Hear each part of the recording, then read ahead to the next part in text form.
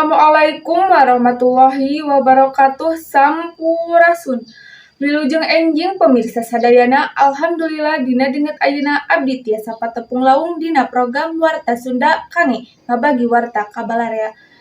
Tepang deui sareng simkuring Neng Inka Risna Julia. Dina tugas Warta Sunda aya sababaraha warta nu didugikeun ka pemirsa.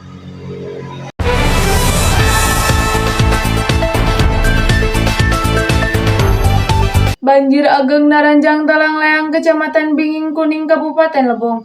Banjir ieu disababkeun ku hujan deras ti peuting nepi ka isuk-isuk anu nyababkeun getahun meluap. Kamis 7 Mei 2026. Banjir eta nyababkeun sababaraha imah warga kakeum ku cai. Malah aya oge sababaraha imah anu kahangkut ku arus banjir anu kacida mani gedena. Numutkeun katerang ti aparat satempat, cai mimiti asup ka permukiman warga kira-kira tabuh 6 enjing.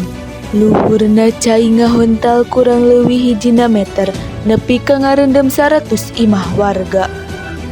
Sababaraha jalan oge teu tiasa dilewatan ku kendaraan kusabab kabanjiran anu kacida mani gedena. Petugas ti TNI, BPBD jeung aparat sejen langsung turun ka lokasi pikeun bantuan evakuasi warga, utamana lansia jeung barudak. Nepi ka ayeuna teu aya laporan korban jiwa, tapi seueur warga anu kedah ngungsi ka tempat anu langkung aman.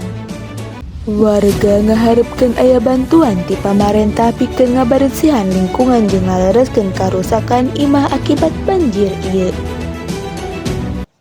Pamirsa mung sakitu nu tiasa dipikahatur mangrupi informasi dinten ieu. Simkuring Neng Inka Risna Julia. Seja amit mungkur, amit mundur. Wassalamualaikum warahmatullahi wabarakatuh. Hurip Sunda.